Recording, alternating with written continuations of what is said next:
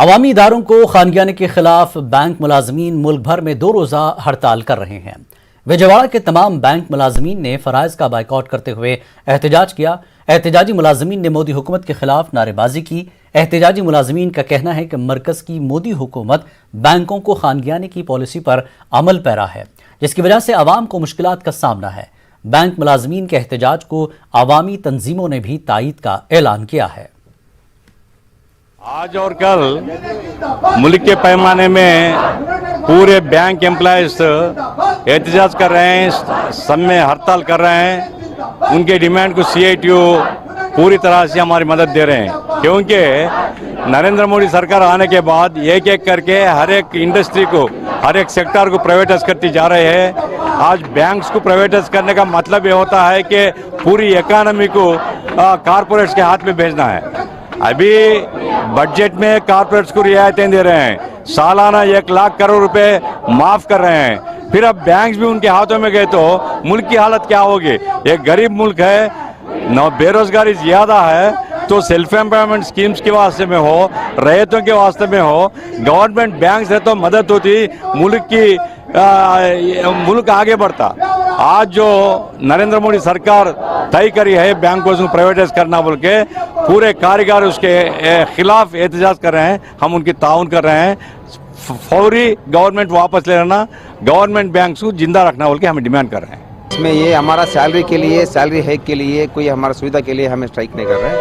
ये हमें स्ट्राइक कर रहे हैं हमारा ऑर्गेनाइजेशन को प्रोटेक्ट करने के लिए। ये हमें करना है, ये गवर्नमेंट बैंक को प्रोटेक्ट करने के लिए, हमें इसको जिंदा रखने के लिए हमें स्ट्राइक कर रहे हैं। ये हमारा सैलरी छोड़ के हमारे रास्ते में आके, गली में आके हमें ये स्ट्राइक करने के लिए मजदा है कि ये बैंक से हमें जिंदा रखे तो ये पूर लोग और गरीब लोग, जो गरीब और किसान लोग, जो छोटे व्यापार लोग, इन सब के लिए सुविधा हो सकता है, उनका कोई मकसद हो सकता है, उनका कोई जीने के लिए सहारा मिल सकता है। इसी के लिए हम ये सब स्ट्राइक कर रहे हैं। हमें गवर्नमेंट ने ये सोच के, गवर्नमेंट ने ये जो है ना, अभी प्राइवेटाइजेशन करने के लिए जो धमकी दे रहे हैं, अभी भी शुरुआत में 2 ब्रांच बोल रहे हैं, आगे उन्हें बड़ा बैंक को भी प्राइवेट करने के लिए सोच रहे हैं, आगे हर बैंक को भी प्राइवेट करने के लिए उनका मकसद चल रहा है। अभी जो उनका मकसद में है, जो मन में है वो चल रहा है, जो चला रहे हैं, लेकिन ये जो कर रहे हैं वो गलती उसमें से वो बहुत सारे देश के लिए, हमारा इंडिया के लिए ये सूट नहीं होता है। इंडिया ये प्राइवेटाइजेशन का जो बिल है उसको रिवर्स रिटर्न करने के लिए, रिवर्स रिजेक्ट करने के लिए उन्हें देने के लिए हम रिक्वेस्ट कर रहे हैं। करनूल के धरना चौक में United forum of bank union की जानिब से बड़े पैमाने पर एहतजाज किया गया। एहतजाजी मुलाजमीन बैंकों को खानगियाने के खिलाफ 2 रोज़ा एहतजाज कर रहे हैं। मजदूर तंजीम CITU ने भी बैंक मुलाजमीन की हड़ताल की तायीद की है। एहतजाजी मुलाजमीन ने मरकज की BJP हुकूमत के खिलाफ नारेबाजी की और खानगियाने का फैसला वापस लेने का मरकज से मुतालबा किया।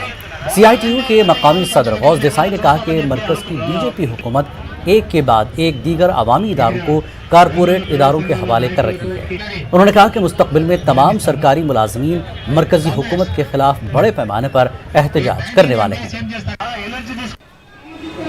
पूरे हिंदुस्तान के पैमाने पर बैंकिंग सेक्टर प्राइवेटाइजेशन के खिलाफ 15-16 तारीख को 10 लाख एम्प्लॉयज स्ट्राइक कर रहे हैं। जो आज प्राइवेटाइजेशन के खिलाफ एम्प्लॉयज जो स्ट्राइक कर रहे हैं, वो स्ट्राइक को CITU पूरी ताउन से साथ शामिल हुई है।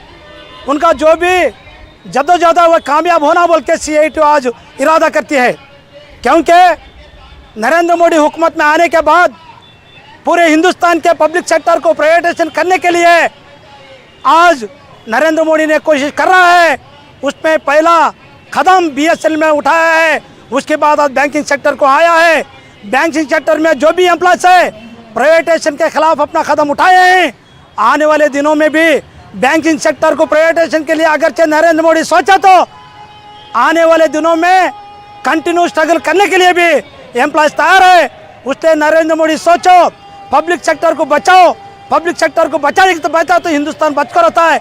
हिंदुस्तान में फाइनेंशियल सेक्टर करने का मजबूत रहे तो पूरे आवाम को भी भरोसा देने के लिए भी मामला होता है। उसके साथ ही साथ आज एग्रीकल्चर में जो भी लाना देने के लिए छोटे छोटे फैक्ट्री वालों को लोन देने के लिए पब्लिक सेक्टर साथ रहती है, प्राइवेट सेक्टर है तो डिपॉजिट इनको गारंटी नहीं रहता, रिजर्वेशन का गारंटी नहीं रहता। इसलिए CITU सर से में डिमांड करते हैं कि आने वाले दिनों में अगर नरेंद्र मोदी प्राइवेटाइजेशन के खिलाफ कदम उठाए तो आने वाले दिनों में कंटिन्यू स्ट्रगल करने के लिए भी पूरे एम्प्लॉय तैयार है बोल के आज नरेंद्र मोदी को हमें सवाल करते हैं। बल्दी इंतखाबात में करनूल जिले से YSR कांग्रेस पार्टी ने शानदार कामयाबी हासिल की है। जिले के 302 वार्ड्स में से 256 वार्ड पर YCP ने अपना कब्जा जमाया है। हमारे नुमाइंदे कुदरतुल्लाह कादरी ने करनूल जिले के YCP सदर BV रामैया से बातचीत की।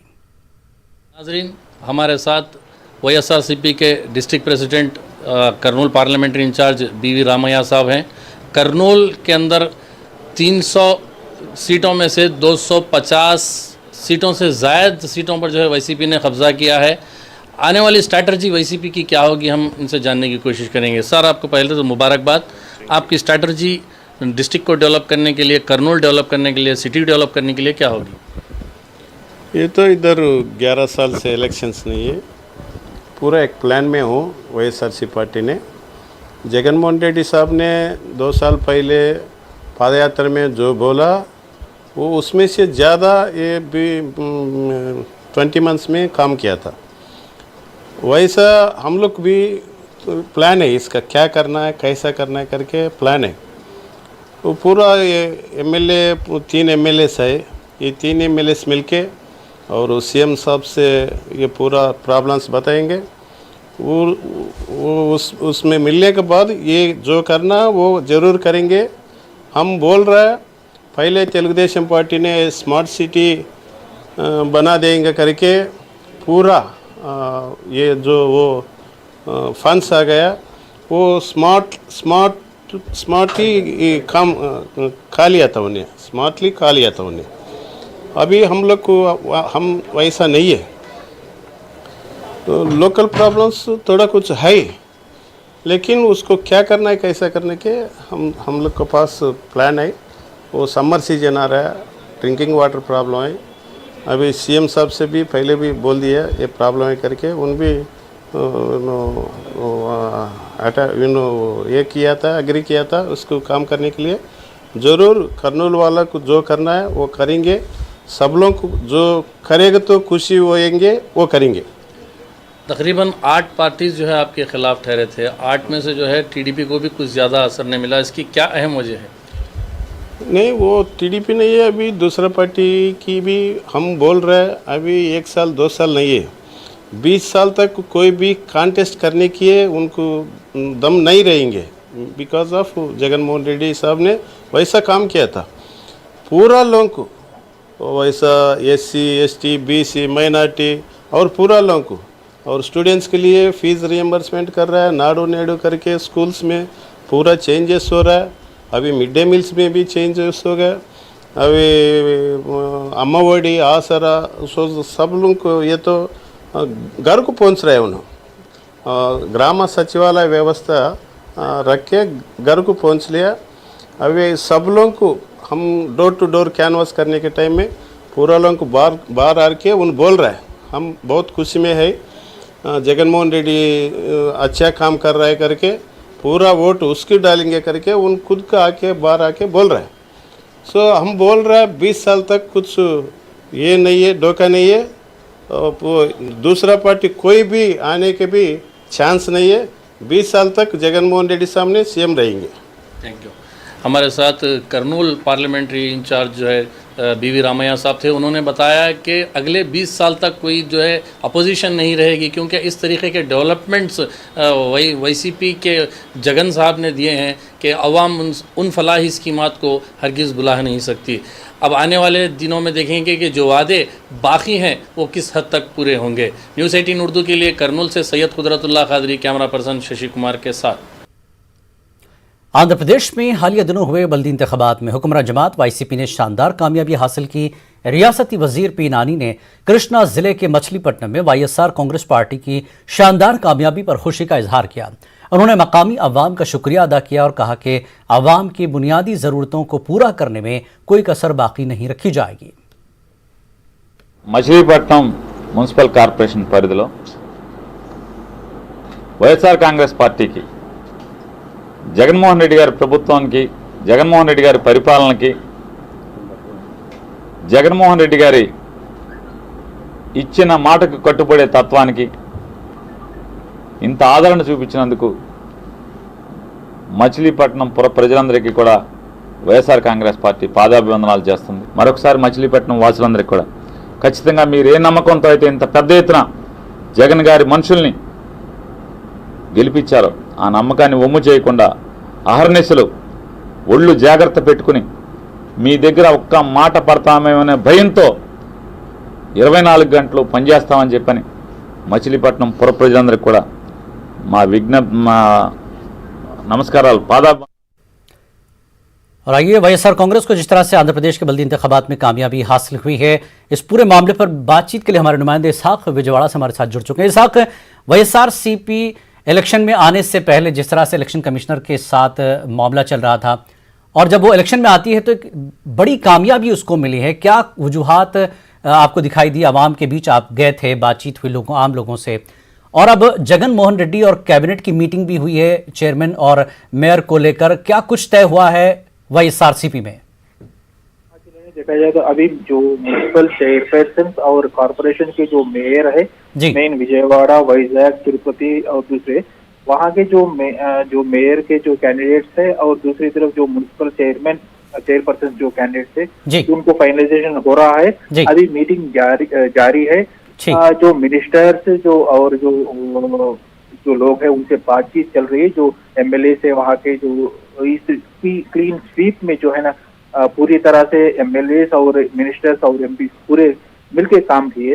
ज्यादा देखा जाए तो कहा जा रहा है कि जो वेलफेयर स्कीम्स है उसके तरफ से ये पूरा जो क्लीन स्वीप जो है ना वो वाईएसआरसीपी ने पाया है। तो इस हिसाब से अब जो कैंडिडेट्स, मेयर कैंडिडेट्स और म्यूनिसिपल चेयरपर्सन कैंडिडेट्स में देखकर जो ज्यादा जो बीसी तबके के लोग हैं जो है उन लोगों को ज्यादा प्रायोरिटी देने के लिए पूरी कोशिश की जा रही है। ये पहले से ही बताया जा रहा है कि जो गवर्नमेंट है वो ज्यादा पिछड़े वर्ग के लिए काम कर रही है। तो इस बात को सामने लाने के वास्ते और जो कई दिनों से बीसी रिजर्वेशन का जो मामला चल रहा है तो उसको जो है ना अपने तरफ जो बीसी लोग हैं उन लोगों को अपने तरफ लेने के लिए ज्यादातर बीसी जो म्यूनिसिपल चेयरपर्सन और कॉर्पोरेशन में है ज्यादातर बीसी लोगों को उतारने की और जो ज्यादातर खवातीन लोग जो है ना उनको प्रायोरिटी दे रहे हैं। तो खवातीन को देने से पहले से करा है कि माइनॉरिटीज और बीसी और जो वुमेन कैटेगरीज है उन लोगों को ज्यादा प्रायोरिटी देते वो बोले। तो इस हिसाब से जो है ना वो सामने जा रहे हैं। तो इसके कुछ जगह पर फाइनलाइज हो गए मगर कुछ जगह पे जो कैंडिडेट्स 2-3 है उनको फाइनलाइज करना है। पूरी तरह से 18 तारीख को जो चेयरमैन कॉर्पोरेशन मेयर्स और चेयरमैन का जो इलेक्शन होगा तो उस तक जो पूरा आज शाम या कल सुबह तक पूरा जो नेम्स है पूरे फाइनलाइज हो जाएंगे। जिलानी जी बहुत बहुत शुक्रिया इसहाक इस पूरी जानकारी के लिए। आगे बढ़ेंगे अगली खबर की तरफ। आंध्र प्रदेश से election commissioner N Ramesh Kumar ने आज राजभवन पहुंचकर गवर्नर विश्वभूषण से मुलाकात की। हालिया दिनों में रियासत में मकामी और बल्दियाती इंतखाबात हुए थे। इलेक्शन कमिश्नर ने गवर्नर को इंतखाबात की तफसीलात से वाकिफ करवाया। इलेक्शन कमिश्नर ने कहा कि रियासत में पुरअमन तौर पर इंतखाबात मुनक्किद हुए जिसके लिए सिक्योरिटी के कड़े इंतजाम किए गए थे। इलेक्शन कमिश्नर ने मेयर और चेयरमैन के इंतखाब की तफसीलात से भी गवर्नर को वाकिफ करवाया।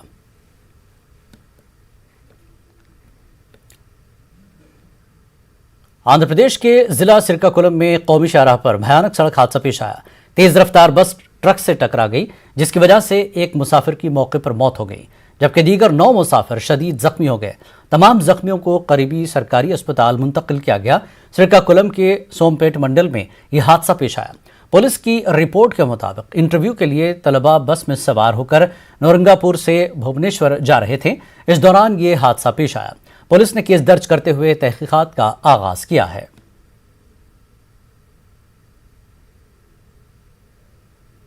आंध्र प्रदेश में कोरोना के 147 नए केसेस दर्ज हुए हैं। पिछले 24 घंटों के दौरान रियासत भर में 22,604 अफराद का कोरोना टेस्ट किया गया जिसमें से 147 अफराद कोरोना से मुतासिर पाए गए। चित्तौड़ जिले में सबसे ज्यादा 35 नए केसेस दर्ज हुए। सबसे कम जिला प्रकाशम, विजयनगरम और मशरकी गोदावरी में 1 केस दर्ज हुआ है। महकमे सेहत की रिपोर्ट के मुताबिक पिछले 24 घंटों के दौरान एक मरीज की मौत हुई है। पिछले 24 घंटों के दौरान 103 मरीज सेहतयाबी के बाद अस्पताल से डिस्चार्ज हुए हैं। आंध्र तेलंगाना न्यूज में फिलहाल इतना ही। आदाब।